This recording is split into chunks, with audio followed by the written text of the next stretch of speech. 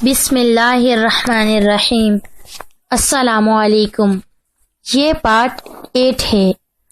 آج ہم آپ کی خدمت میں کتاب پیش کر رہے ہیں 16واں سال، مصنف M.A. راحت، آواز وریشہ، پیشکش بک شیئر پاکستان، آڈیو لائبریری۔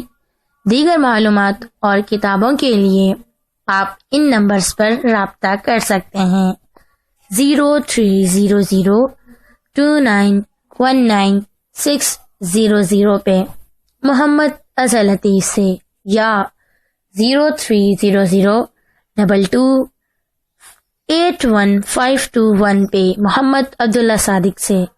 تو آئیے پیش ہے پارٹ نمبر 8۔ جی حضور فرمائیں۔ اور دیوان علی احمد کچھ سوچنے لگے۔ اس کے چہرے پر غور و خوض کی پریشانیاں دیکھ کر حکیم شبن میاں کو پھر خطرہ ہوا کہ دیوان علی احمد کو کہیں ان کی اصلیت نہ معلوم ہو گئی ہو۔ حقیقت یہی ہے کہ انسان سب سے زیادہ اپنے آپ سے خوف زدہ رہتا ہے، اور شبن میاں جانتے تھے کہ وہ کون ہیں۔ چنانچہ خوف زدہ نگاہوں سے وہ دیوان علی احمد کا چہرہ دیکھنے لگے۔ بھائی حکیم صاحب جس چھوٹی سی بستی میں رہتے ہیں، اس کے بارے میں ہم نے سنا ہے کہ بڑی پسماندہ ہفتے ہے، وہاں زندگی کا معقول انتظام ہے۔ یہ بستی ہماری ریاست کی تحویل میں نہیں آتی، لیکن ہماری خواہش ہے کہ ہم حکیم صاحب کو منتقل کر لیں۔ یہاں حکیم صاحب کو تمام سہولتیں مہیا کی جائیں گی۔ ہم یہ نہیں کہتے کہ وہ ہمارے لیے مخصوص ہو کر رہ جائیں، لیکن یہاں ان کا ایک عالیشان مطلب تعمیر کیا جائے گا، اور خاص و عام کو ان کے سے فیضیاب ہونے کا موقع دیا جائے گا۔ البتہ ہماری اتنی خواہش ضرور ہے کہ اب حکیم صاحب ہماری ریاست میں رہیں۔ قبلہ حکیم صاحب آپ کو تو کوئی اعتراض نہ ہوگا؟ نواب صاحب نے براہ راست حکیم شبن سے پوچھا۔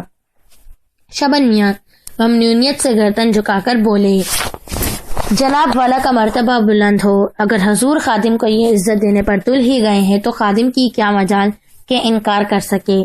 چنانچہ بات طے ہو گئی اور حکیم صاحب کو حویلی کی ایک حصے میں رہنے کے لیے عمدہ جگہ مرحمت فرما دی گئی۔ جشن کی تیاریاں زور و شور سے ہو رہی تھیں۔ نواب صاحب نیک کام آدمی تھے۔ نوابزدہ فرخ حسن اپنے باپ سے صحت یابی پر بہت خوش تھے۔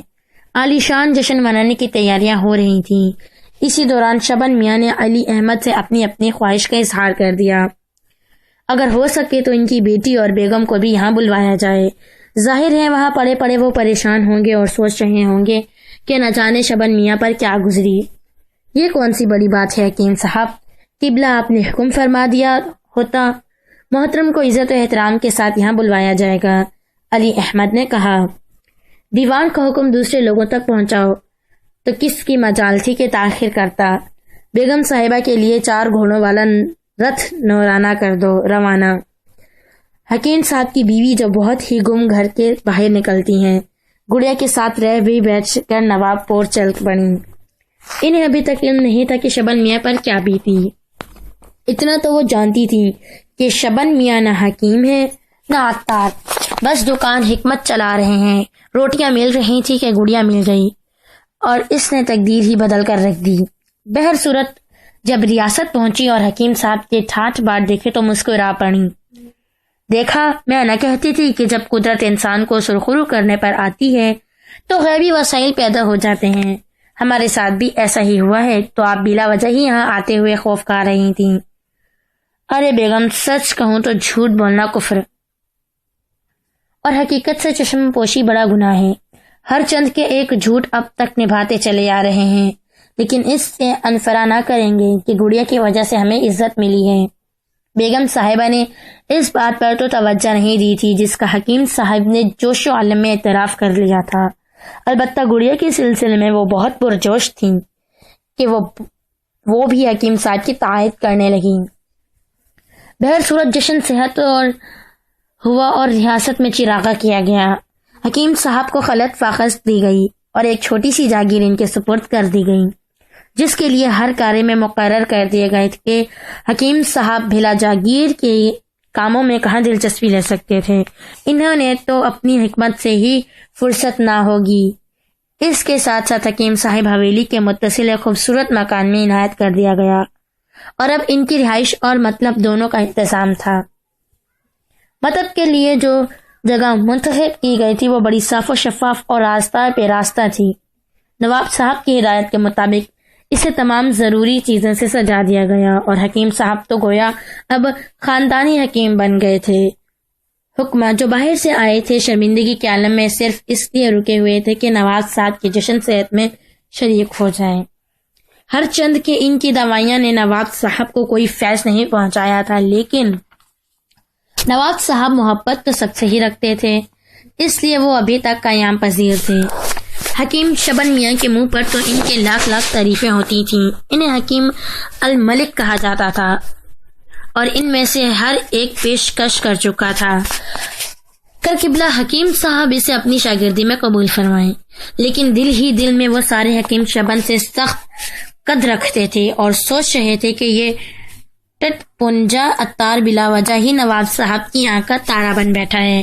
نہ جانے کس طرح اسے پتہ چل گیا کہ نواب صاحب کے معدے میں کوئی زہریلی کیڑا اتر آیا ہے۔ بس تقدیر کا دھنی ہے کہ کچھ سے کچھ بن گیا۔ ان کے ذہنوں میں سخت تشویش تھی کہ یہ حکیم کہاں سے آیا اور کیسے بنا۔ چنانچہ آپس میں بیٹھ کر انہوں نے طے کیا کہ کم از کم حکیم صاحب کے بارے میں کھوج تو لگائی جائے کہ یہ کس کا شاگرد ہے اور کس طرح انہوں نے یہ مسیحائی حاصل کی ہے۔ چنانچہ جشن کے اختتام پر وہ رخصت ہوئے تو انہوں نے اپنے اپنے شہروں میں جانے کا فیصلہ نہیں کیا، بلکہ سب سے پہلے اپنی بستی کی طرف رخ کیا جہاں حکیم صاحب کا مطب ہوا کرتا تھا۔ بستی میں پہنچ کر وہ ایک خاص جگہ قیام پذیر ہوئے۔ یہ ایک سرائے تھی۔ یہاں رہ کر انہوں نے لوگوں سے حکیم شبن کا پتہ پوچھا۔ حکیم شبن بہرحال اس بستی میں اجنبی نہیں تھے۔ بستی کے لوگوں کے لیے وہ بہت ہی قابل قدر ہستی تھے۔ ان کے اس بستی سے چلے جانے پر لوگوں نے افسوس کا اظہار کیا تھا۔ بہرحال حکیم شبن کا پتہ انہیں مل گیا اور بستی کے لوگوں سے حکیم شبن کے بارے میں معلومات حاصل کی گئیں۔ جو کچھ پتہ چلا وہ بھی مکمل تھا، یعنی یہ پتہ چل گیا کہ حکیم صاحب کا شجرہ نصف کسی کو نہیں معلوم کہیں باہر کی تقدیر بنی اور ان حکیم صاحب کی موت کے بعد وہ حکیم بن بیٹھے۔ لیکن کھوجیوں کے لیے یہ بات تسلی بخش نہیں تھی۔ کھوجیوں نے کچھ اور کھوج کی اور صاحب ڈھونڈنے والے قیامت کی نظر رکھتے تھے۔ چنانچہ حکیم صاحب کے متعلق بھی دور کی کوڑی لائی گئی اور شبن میاں کے والد صاحب تک رسائی ہو گئی جو اب تک دودھ والے تھے۔ یقین نہ آیا کہ حکیم شبن میاں اس دودھ والے کی اولاد ہے، لیکن شبن میاں کے والد محترم ان لوگوں کو پیچھے پڑ گئے۔ بیٹا ناکارہ تھا تو کیا ہوا، بیٹا تو تھا۔ جب تک ساتھ رہا تو سوچتے رہے کہ نکھٹو ہے، جان چھوٹے تو اچھا ہو، لیکن جب نگاہوں سے اوجھل ہو گیا تو جان پر بن گئی۔ احساس ہوا کہ جوان بیٹا کتنا بڑا سہارا ہوتا ہے۔ جہاں تک ممکن ہو سکا تلاش کیا اور جب اس کوشش میں ناکام ہو گئے تو رو دھو کر بیٹھ گئے۔ تلاش کہاں کرتے؟ گوالے کا بیٹا تو سیدھ سادہ اور بنا بیٹھا تھا، بھلا کس کی مجال تھی کہ شبن میاں کو گولا سمجھے۔ چنانچہ کوئی سوچ بھی نہ سکا کہ شبن میاں گوالے ہو سکتے ہیں، اور اب جو چند لوگ انہیں پوچھتے ہوئے آئے تو شبن میاں کے والدین کے قدموں پر پڑ گئے۔ خدا کے واسطے اگر تمہیں میرے بیٹے کے بارے میں علم ہے تو بتا دو، کیا ہوا اسے؟ مر کھپ گیا کہیں یا کسی نے غلام بنا کر رکھ لیا؟ نہیں، ایسی کوئی بات نہیں ہے، آپ کا بیٹا زندہ ہے اور خوش ہے۔ آپ آنے والوں نے جواب دیا۔ کیا مطلب؟ کیا تم میرے بیٹے کے بارے میں جانتے ہو؟ کہاں ہے وہ؟ کیسا ہے؟ شبن میاں کے والد نے بے چینی سے پوچھا۔ نہ صرف ہم آپ کے بیٹے کے بارے میں جانتے ہیں بلکہ آپ کو وہاں تک پہنچانے میں آپ کی مدد کر سکتے ہیں۔ روپے پیسے کی فکر نہ کریں، اگر بیٹے کے پاس پہنچ گئے تو وارے کے نیارے ہو جائیں گے۔ اللہ کے واسطے یہ تو بتا دو کہ وہ کس حال میں ہے۔ اس حال میں ہے کہ آپ تصور بھی نہیں کر سکتے۔ نواب پور کے معظم علی کی طبیعت خاص ہے اور حویلی سے ہی متصل ایک خوبصورت مکان میں رہتے ہیں، دولت کی ریل پیل ہیں اور بیوی بچے کے ساتھ عیش کر رہے ہیں۔ یہ تم میرے شبن میاں کے بارے میں کہہ رہے ہو؟ جی ہاں، آپ کے شبن میاں اس وقت حکیم شبن میاں ہیں۔ حکیم شبن میاں کے والد نے محترمانہ لہجے میں پوچھا۔ جی ہاں، نہ صرف حکیم بلکہ حکیم الملک۔ آنے والوں نے طنزیہ انداز میں کہا۔ نہ بھائی نہ، گوالے کا بیٹا گوالا تو ہو سکتا ہے، حکیم کہاں سے ہو سکتا ہے؟ میاں حکمت کا مذاق سمجھ رہا ہے۔ سڑک پر پڑی ہوئی کوئی چیز ہے کہ اٹھا کر جیب میں رکھ لی جائے؟ بہت کچھ سیکھنا پڑتا ہے حکمت کے لیے۔ وہ میرا بیٹا ضرور ہے، میں اسے دیکھنے کو ترس رہا ہوں، لیکن اتنا ضرور کہہ سکتا ہوں کہ وہ زندگی میں کبھی کچھ کام نہیں کر سکتا۔ ایسا نکھٹو ہے، ایسا ناکارہ ہے کہ ساری زندگی کچھ نہیں کر سکا، اب کیا کرے گا؟ اور ایسا آدمی حکمت کا کام کر رہے؟ نہ بھائی نہ، وہ میرا بیٹا نہیں ہوگا، ضرور تم لوگوں کو غلط فہمی ہوئی ہے۔ شبن میاں کے والد بھلا کس طرح یہ تسلیم کر لیتے کہ ان کا بیٹا حکیم ہے؟ لیکن حکمہ نے انہیں یقین دلاتے ہوئے کہا، دیکھیے قبلہ راز داری سے تو آپ سے چھپا کر ہے خدا تعالیٰ کس کس کو نہ جانے کیا کیا بخش دیتا ہے، اس لیے آپ کی اس کے معاملات میں مداخلت کر کے اچھا نہیں کر رہے۔ جو کچھ ہم نے بتایا ہے اس پر یقین کر لیں، اور مزید یقین کرنا چاہتے ہیں تو نواب پور جا کر دیکھ لیں۔ شبن میاں اگر آپ کے بیٹے ہوں تو ٹھیک ہے، ورنہ سفر خرچ ہمارے ذمے۔ بھائی یہ کیسے ممکن ہو سکتا ہے؟ ہمیں یقین نہیں آتا۔ شبن میاں کے والد گردن ہلاتے ہوئے بولے اور حکمہ کے منہ بگڑتے ہوئے، اچھا تو پھر ہمیں اجازت دیں، خدا حافظ، حکمہ نے کہا، اور شبن میاں کے والد نہیں روکنے لگے۔ ارے نہیں، تم لوگ ایسے نہیں جاؤ۔ ارے مجھ غریب سے کیوں ناراض ہو رہے ہو؟ مجھے بتاؤ تو صحیح میں کیا کروں؟ بس کچھ نہ کرے قبلہ، آپ بستر بوریاں باندھیں اور ہمارے ساتھ چل پڑیں۔ جب آپ کو یقین دلایا جا رہا ہے تو ایک مسلمان ہونے کے ناطے ہماری بات یقین کر لیں۔ اچھا بھائی، اگر آپ لوگ کہتے ہیں تو ٹھیک ہے، خدا کرے مجھے میرا بیٹا مل جائے۔ وہ سسرا جو کوئی بھی ہے، مجھے اعتراض نہیں ہے، میں آپ لوگوں کے ساتھ چلنے کو تیار ہوں۔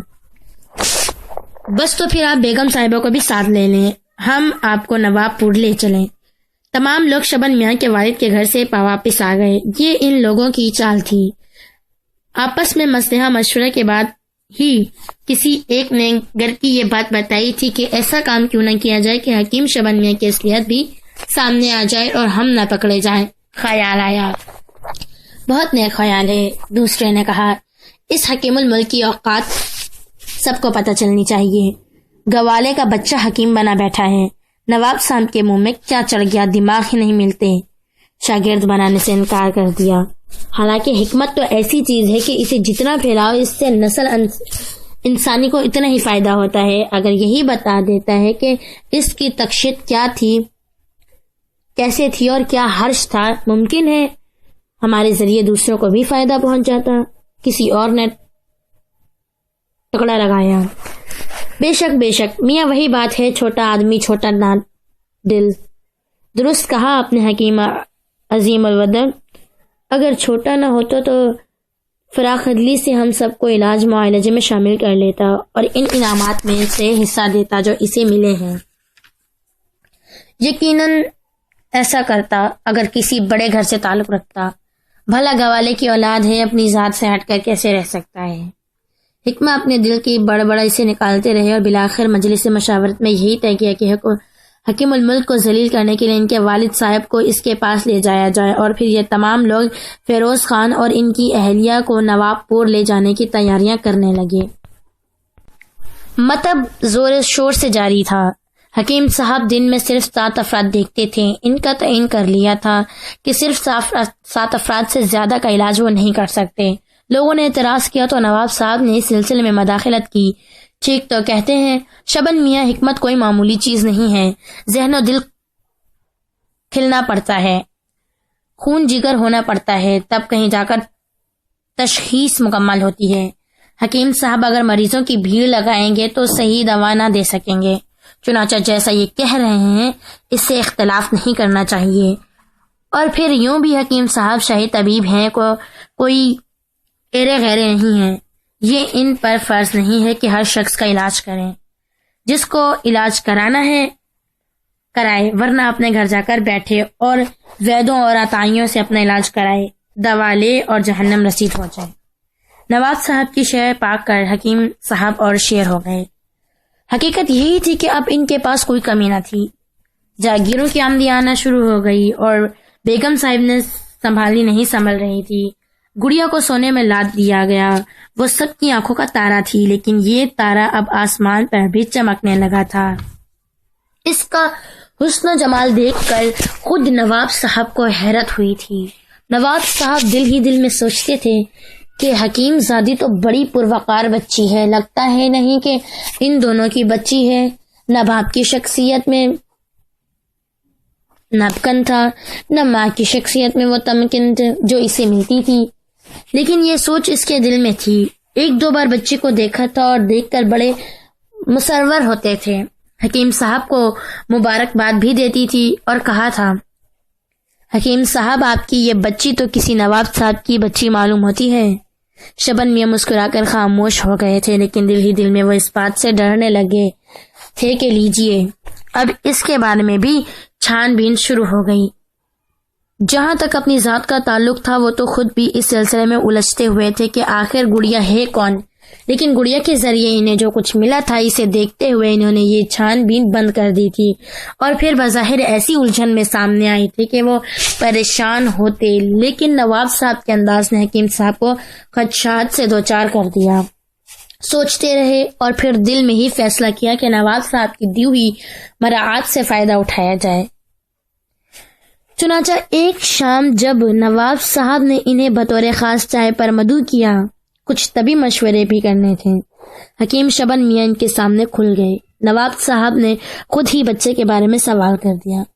بس کیا عرض کروں نواب صاحب، بچی واقعی میری نہیں ہے، لاکھ منتیں مرادیں مانی چلی کشی کی، جانے کیا کیا پاپڑ بیلے، مگر بیگم صاحبہ بانجھ ہی رہیں اور ہم اولاد سے محروم ہی رہے۔ اگر یہ کہا جائے تو غلط نہ ہوگا کہ خداوند کریم نے ہمیں غیب سے بچی دی، بڑی پیاری بچی ہے، نہ جانے کس کی ہے، ننھی سی ملی تھی، جب سے ہمارے پاس ہے۔ حکیم صاحب نے یہاں ڈنڈی ماری تھی۔ انہوں نے یہ نہیں بتایا کہ بچی کو ملے ہوئے زیادہ عرصہ نہیں گزرا، وہ اتنی بڑی تھی، اس طرح یہ شبہ ہو سکتا تھا کہ حکیم صاحب نے زبردستی بچے کو اپنے ساتھ رکھا ہوا ہے۔ خواہ مخواہ نواب صاحب کو تشویش ہوتی، اور نواب صاحب تشریف البتہ انسان تھے، انہوں نے اپنی پر کسی خاص کیفیت کا اظہار نہ کیا۔ میاں بہر صورت یہ خدا کی دین ہے۔ کئی بار یہ خیال میرے ذہن میں آیا کہ بچی آپ کی نہیں معلوم ہوتی۔ ہاں نواب صاحب، یہ خیال ایک فطری عمل ہے، کیونکہ ہم خود کو چھپانا جائز نہیں سمجھتے۔ کیا مطلب؟ نواب صاحب متحرانہ انداز میں بولے۔ مقصد یہی ہے کہ بچی بلا شبہ ہم سے کسی بلند خاندان کی ہے، ہمارا تو سلسلہ ذرا کچھ مختلف ہے۔ نہیں حکیم صاحب، آپ بھی مجھے خاندانی ہی معلوم ہوتے ہیں۔ ہاں صاحب، خاندانی تو سبھی ہوتے ہیں، خواہ نیچی ذات کے یا اونچی ذات کے۔ ہاں بے شک ہمارا بھی ایک خاندان تھا، لیکن آپ کو یہ سن کر تعجب ہو، گوالوں کا خاندان تھا۔ کیا مطلب؟ نواب صاحب چونک پڑے۔ جی ہاں، ہم ذات کے گوالے ہیں۔ ارے حکیم صاحب، اب انکساری کی انتہا نہ کریں۔ نواب صاحب ہنس پڑے۔ حضور، نواب صاحب خود کو چھپانا گالی کے معترف ہے۔ والد صاحب اور دوسرا خاندان اب تک کھیتی باڑی اور دودھ کا کام کرتے تھے، ہم سے وہ نہ ہوا اور نقل مکانی کر لی، عرصہ گزر گیا، اب تو والدین کو چھوڑے ہوئے بہر صورت دوسری بستی آئے، وہاں حکیم صاحب قبلہ کی زیارت ہو گئی۔ شریف النفس انسان تھے، ورثے میں ہمیں وہ سب کچھ دے گئے جو ان کے پاس موجود تھا، جس میں ان کی صاحبزادی بھی شامل تھی۔ صاحبزادی نجیب الطرفین ہیں، لیکن ہم اپنے آپ کو نہیں چھپاتے۔ نواب صاحب گہری سانس لے کر بولے، یہ بھی آپ کی عظمت ہے۔ سارے کاروبار انسانی ضروریات سے تعلق رکھتے ہیں۔ اللہ تعالیٰ نے فرمایا ہے کہ جو شخص رزق حلال کماتا ہے وہ قابل احترام ہے، چنانچہ یہ کوئی ایسی بات نہیں۔ خاندان تو تخلیق کر لے گئے ہیں، باقی ہمارے مذہب کی کسی بھی کام کو ہمیں خراب کہنے کی اجازت نہ دی۔ بہر صورت آج میں آپ کی عظمت کا اور قائل ہو گیا۔ لوگ خود کو چھپانے کے لیے نہ جانے کیا کیا جتن کرتے ہیں، لیکن آپ نے اپنی اصلیت کا اظہار کر کے اپنی عظمت کا اظہار کیا ہے۔ بات بن گئی تھی۔ حکیم صاحب بےحد مطمئن ہو گئے۔ وہ چیز جو انہیں خوف زدہ کر رہی تھی اب ان کے ذہن کے اندر سے نکل گئی۔ نواب صاحب کی محبت میں کچھ اور اضافہ ہو گیا۔ وہ در حقیقت شبن میاں کی شرافت کے قائل ہو گئے تھے۔ پھر ایک دن وہ وقت آ گیا جس کے لیے اگر شبن میاں پہلے سے تیار نہ کر لیتے تو اس وقت انہیں سخت شرمندگی اٹھانی پڑتی۔ شبن میاں کے والد بزرگوار ماں اپنی اہلیہ کے نواب پور پہنچ گئے۔ تمام حکیم حضرات انہیں علی احمد کے سامنے چھوڑ کر روپوش ہو گئے تھے۔ انہوں نے شبن میاں کے والد صاحب سے درخواست کی تھی کہ یہاں لانے کے سلسلے میں ان کا حوالہ کہیں نہ دیا جائے، اور شبن میاں کے والدین نے ان سے وعدہ کر لیا تھا کہ دیوان علی احمد نے شبن میاں کے والد اور والدہ کو دیکھا تو سوالیہ نگاہوں سے ان کی جانب دیکھنے لگے۔ کیا بات ہے، کہاں سے تشریف لائے ہیں آپ لوگ؟ لگتا ہے کہیں باہر سے آ رہے ہیں۔ سرکار مائی باپ، ایک پریشانی ہمیں آپ کے قدموں میں لے آئی ہے، ہماری مشکل حل کریں۔ ہاں فرمائیے، کیا بات ہے؟ سرکار، ہمارا لونڈا بھاگ کر یہاں آ گیا ہے، ہم اس کی تلاش میں آئے ہیں۔ اچھا، کہاں سے بھاگ کر آیا ہے؟ دیوان جی نے پوچھا، اور شبن میاں کے والد نے اپنے گاؤں کا پتہ دیا۔ ٹھیک ہے، کب بھاگا تھا آپ کا لڑکا؟ حضور، کئی سال ہو گئے ہیں، مگر سسرے کا کوئی پتہ نہیں چل سکا۔ اب بڑی مشکل سے پتہ لگا ہے تو ہم آپ کے پاس آ گئے ہیں۔ کیا وہ نواب پور میں ہے؟ دیوان جی نے پوچھا۔ ہاں سرکار، یہی سنا ہے یا دیکھا بھی ہے؟ سرکار، صرف سنا ہے، آج تو ہم یہاں آئے ہیں۔ اچھا، آپ لوگ کہاں ٹھہرے ہوئے ہیں؟ حضور، ابھی کہیں نہیں ٹھہرے۔ ٹھیک ہے، میں نواب صاحب کی طرف سے آپ کے لیے قیام کا بندوبست کیے دیتا ہوں۔ مجھے اپنے بیٹے کے بارے میں بتائیں تاکہ اسے یہاں تلاش کر کے آپ کے حوالے کر دیا جائے۔ کیا عمر ہے اس کی؟ اب تو سرکار جوانی بھی گزر گئی ہوگی، کوئی تھوڑا وقت نہیں ہوا ہے اسے گھر سے بھاگے ہوئے۔ کیا نام ہے اس کا؟ شبن گوالا۔ اچھا، میں اپنے آدمیوں کو اس کی تلاش میں پر معور کر دیتا ہوں، کچھ اور معاملات ہو آپ کو اس بارے میں تو بتا دیا جائے گا۔ جی سرکار، پتہ یہ چلا ہے کہ وہ یہاں حکیم بن بیٹھا ہے، حکیم شبن میاں کہلاتا ہے، بلکہ یہ بھی سنا ہے کہ حکیم الملک کہلانا گیا ہے۔ شبن میاں کے والد نے بتایا اور علی احمد کا منہ حیرت سے پھیل گیا۔ پھر ان کے چہرے پر غصے کے آثار نمودار ہونے لگے اور انہوں نے خوفزدہ نگاہوں سے شبن میاں کے والد کو دیکھا اور بولے، کیا بکواس کر رہے ہیں آپ؟ جی سرکار۔ شبن میاں کے والد خوف سے اچھل پڑے۔ حکیم الملک کی شان میں گستاخی کر رہے ہو؟ کیا سسرا وہ واقعی یہاں موجود ہے؟ میں کہتا ہوں اپنی زبان کو لقام دیجیے۔ آپ کو معلوم نہیں حکیم شبن میاں شاہی طبیب ہیں اور یہاں انتہائی قابل احترام تصور کیا جاتا ہے ان کا۔ کسی کے میاں شاہی طبیب ہیں اور کسی کے سامنے اگر آپ نے ان کے بارے میں ایسی بات کہی تو آپ کی شکایت نواب صاحب تک پہنچا دی جائے گی اور پھر آپ کو سزا ملے گی۔ سرکار، اگر یہاں واقعی کوئی حکیم الملک موجود ہے تو میرا مطلب ہے کہ حکیم شبن میاں تو وہ میرا بیٹا ہے۔ آپ نے بتایا ہے کہ وہ گوالا ہے۔ جی سرکار، وہ بھی سسرا گوالا ہے۔ میں نہیں مانتا، اگر آپ حکیم شبن میاں کے بارے میں کہہ رہے ہیں تو ضرور آپ کی غلط فہمی ہے، یقیناً آپ کا دماغ خراب ہو گیا ہے۔ اچھا ٹھہریے، کچھ اور بندوبست کرتا ہوں۔ آپ اپنی بیگم صاحبہ کو یہیں قیام کی اجازت دیجیے اور آپ میرے ساتھ حکیم صاحب کے مکتب چلیے۔ آپ انہیں دور سے دیکھ کر پہچاننے کی کوشش کیجیے گا اور پھر مجھے بتائیے گا کہ یہی آپ کے صاحبزادے ہیں۔ ہاں سرکار، ٹھیک ہے۔ شبن میاں کے والد تیار ہو گئے۔ علی احمد صاحب نے بھی یقین کیا کہ یہ بڑے میاں سچ کہہ رہے ہیں۔ وہ جانتے تھے کہ شبن میاں کے بہت سے مخالف پیدا ہو گئے ہیں اور نواب صاحب کے الطفاف کی وجہ سے انہیں جلنے لگے ہیں اور طرح طرح کی حرکتیں کرتے ہیں، لیکن حکیم شبن میاں اتنے ہی قابل تھے کہ انہیں اتنی عزت دی جائے۔ نواب صاحب کے مرض کہ انہوں نے جو تخشیش کی تھی وہ حیرت انگیز اور اس تشخیص نے حکیم شبن میاں کے وقت علی احمد کے دل میں بڑھا دی تھی، چنانچہ وہ یہ الزام برداشت نہ کر سکے اور شبن میاں کی ذات کے گوالے ہیں۔ شبن میاں کے والد کو لے کر وہ مکتب پہنچ گئے۔ پھر کسی خیال کے تحت انہوں نے شبن میاں کے والد سے کہا، حضرت ایک شرط پر میں آپ کو حکیم صاحب کے پاس پہنچا سکتا ہوں۔ کیا؟ شبن میاں کے والد نے پوچھا۔ وہ یہ کہ آپ خاموشی سے وہاں جائیں اور یہ بتائیں کہ میں آپ کے ساتھ آیا ہوں۔ ٹھیک ہے، نہیں بتائیں گے بھائی، شبن میاں کے والد نے کہا۔ علی احمد نے انہیں مکتب دکھاتے ہوئے کہا، وہ سامنے مکتب موجود ہے اور حکیم صاحب بھی وہاں موجود ہیں۔ علی احمد خود ایک ایسی جگہ پوشیدہ ہو گئے جہاں سے وہ ان پر نگاہ رکھ سکتے تھے۔ شبن میاں مکتب میں بیٹھے حقہ گڑگڑا رہے تھے۔ خمیرے کی خوشبو چاروں طرف پھیلی ہوئی تھی۔ مطلب میں اس وقت کوئی مریض نہیں تھا، یعنی مریضوں کی وہ تعداد پوری ہو گئی تھی جنہیں حکیم صاحب دیکھا کرتے تھے اور جن کے سلسلے میں گڑیا ان کی مدد کیا کرتی تھی۔ شبن میاں کے والد صاحب نے جو بیٹے کی یہ ٹھاٹ باٹ دیکھی تو آنکھیں پھاڑ کر رہ گئے۔ ایک لمحے کے لیے دل میں شفقت پدیری ابھر آئی اور خوشی سے باغ باغ ہو گئے۔ ہانپتے ہانپتے آگے بڑھے۔ شبن میاں خمیرے کی خوشبو میں مست تھے۔ قدموں کی چاپ سن کر انہوں نے اپنے ملازم کو آواز دی، فضل الدین، او فضل الدین! لیکن جب جواب نہ ملا تو وہی سمجھ کے پھر شاید کوئی مریض آ گیا ہے۔ چنانچہ کرخت لہجے میں بولے، میاں تعداد پوری ہو چکی ہے، جتنے لوگوں کو وقت دیا تھا وہ آ کر جا چکے ہیں، آپ پھر کسی وقت آئیے۔ میں پھر کسی وقت آؤں؟ شبن میاں کے والد صاحب اصیلے لہجے میں بولے اور شبن میاں یہ آواز سن کر بری طرح اچھل پڑی۔ چونک کر کہا تو ابا حضور قبلے کھڑے ہوئے تھے۔ غصے کے تیز تو ہمیشہ تھے، لیکن حکیم شبن میاں کے ہاتھوں کے طوطے اڑ گئے۔ خوف سے اپنی کرسی سے اٹھ کھڑے ہوئے۔ حقہ ایک طرف لڑک گیا اور حکیم شبن میاں ادھر ادھر دیکھنے لگے کہ کہاں سے بھاگیں۔ والد صاحب بیٹے سے گلنے ملنے کے لیے دونوں ہاتھ پھیلا رہے تھے اور شبن میاں یہ سمجھے کہ اب آئی شامت، اتنے دن کے بعد پکڑا گیا ہوں، کھال دھڑے بنا رہ نہ سکیں گے۔ چنانچہ ادھر ادھر بھاگ دوڑ کرنے لگے۔ معاف کر دو ابا، معاف کر دو، اللہ کے واسطے معاف کر دو، اب نہیں کروں گا، وہ یہ کہتے ہوئے ادھر سے ادھر دوڑ رہے تھے۔ پیچھے سے فضل الدین آ گیا۔ دوسرے دو ملازم بھی جو عطار تھے پہنچ گئے اور یہ تماشا دیکھنے لگے۔ شبن میاں کے والد کی آنکھوں میں آنسو ٹپڈار ہو رہے تھے۔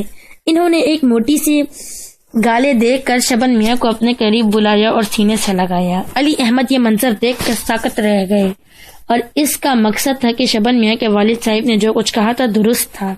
یہ حکیم صاحب ایک نیچ ذات کے گوالے ہیں اور اپنی چالاکی سے نواب صاحب کے ناک کے بال بن کر بیٹھے ہیں۔ حالانکہ علی احمد سوچتے تھے تو اس میں چالاکی کی کوئی بات نہیں تھی، ذات کے کچھ بھی ہوتے ہیں، اس سے کوئی کیا غرض کرے، لیکن احمد علی بھی جذباتی ہو گئے تھے۔ چنانچہ وہاں سے واپس لوٹ پڑے۔ ان کے ذہن میں شاید کوئی سخت احساسات جنم لے چکا تھا اور اب ان کا رخ نواز صاحب کی حویلی کی جانب تھا جو تھوڑے فاصلے پر ہی تھی۔ تھوڑی دیر کے بعد وہ حویلی میں داخل ہو رہے تھے۔ نواب معظم علی تک رسائی مشکل نہ ہوئی اور نواب صاحب نے انہیں اپنے کمرے میں بلا لیا۔ کیا بات ہے دیوان صاحب؟ انہوں نے دیوان جی کے سنجیدگی چہرے کو دیکھا۔ ایک نہایت افسوسناک اطلاع ہے جناب، میں نے سوچا آپ تک پہنچا دی جائے۔ خیریت؟ کیا بات ہے؟ آج تک لوگ حکیم شبن میاں کے بارے میں بے شمار باتیں بتا رہے ہیں، لیکن میں جانتا تھا کہ یہ صرف ان کا ذہنی بخار ہے۔ حکیم شبن میاں کی پذیرائی دیکھ کر ان کے دلوں پر غبار چھا گیا ہے اور لوگوں کا غبار اس طرح نکالا جا سکتا ہے، لیکن مجھے ایک انوکھی بات معلوم ہوئی ہے جس نے مجھے مجبور کر دیا ہے کہ کم از کم حکیم صاحب کے بارے میں اتنی تفصیل آپ کو بتا دوں۔ کیا بات معلوم ہوئی ہے؟ نواب صاحب نے قدرے مطمئن انداز میں پوچھا۔ حضور نواز صاحب، یہ حکیم شبن خاندانی حکیم نہیں بلکہ ایک چھوٹی سی بستی کے ایک گوالے کے بیٹے ہیں جو طویل عرصے قبل گھر سے بھاگ گئے، پھر انہوں نے ایک حکیم کے گھر پناہ لی، وہاں رہ کر انہوں نے حکیم صاحب کی خدمت کی اور ان کی داماد بن گئے۔ بس وہیں سے حکیم شبن میاں حکیم بنے اور مسائل ایسے ہوتے چلے گئے کہ آگے چل پڑے تکلیف وہ ہو جاتے ہیں۔ کیا ہم ایک کم ذات پر بھروسہ کر سکتے ہیں؟ نواب صاحب پہلے تو ہلکی سی مسکراہٹ کے ساتھ یہ باتیں سن رہے تھے، لیکن علی احمد کی اس بات پر وہ سنجیدہ ہو گئے اور انہوں نے غور سے علی احمد کو دیکھتے ہوئے کہا، علی احمد، آپ غلط فہمی میں ہیں۔ آپ ذات پات کا تعین کس بنیاد پر کرتے ہیں؟ ہمارے مذہب میں تو کوئی تخصیص نہیں ہے کہ ہر پیشہ پشر دیکھا وہ باعزت ہو، اچھی چیز ہوتا ہے، گوالا دودھ دیتا ہے۔ آپ غور کریں، اگر وہ اپنا عمل نہ کرتے آپ کتنی مشکلات سے دوچار ہو جائیں۔ آپ اس طرح یہ صرف ذات تو نہیں بن جاتی، یہ تو ان پیٹ بھرے لوگوں کا کام ہے جو بیٹھ کر ذاتی تخلیق کرتے ہیں، اور سچ مانے تو یہ ذات پات کا چکر ہم نے ہندوؤں سے متاثر ہو کر راج کیا ہے۔ چنانچہ اول تو آپ یہ خیال ذہن سے نکال دیں کہ حکیم صاحب کی اصل ذات کیا ہے۔ وہ مسلمان ہیں، مسلمان کے گھر پیدا ہوئے، بس یہی کافی ہے۔ اس کے علاوہ شاید یہ بات سن کر آپ خوش ہوں گے کہ حکیم صاحب مجھے یہ بات پہلے ہی بتا چکے ہیں، اور اپنی حقیقت سے کسی کو آگاہ کر دینا ایک اچھے انسان کی نشانی ہے۔ چنانچہ آپ ان باتوں پر کان نہ دھریں، بلکہ مجھے تو یہ سن کر خوشی ہوئی ہے کہ حکیم صاحب کے والدین بھی یہاں پہنچ چکے ہیں۔ انہیں عزت و احترام کے ساتھ حکیم صاحب کے ساتھ رہنے کی اجازت دی جائے اور ان سے پوچھا جائے کہ ہم ان کی کیا خدمت کر سکتے ہیں۔ پارٹ 8 یہاں اختتام پذیر ہوتا ہے۔ کتاب 16واں سال کا بقیہ حصہ پارٹ 9 میں سماعت فرمائیں۔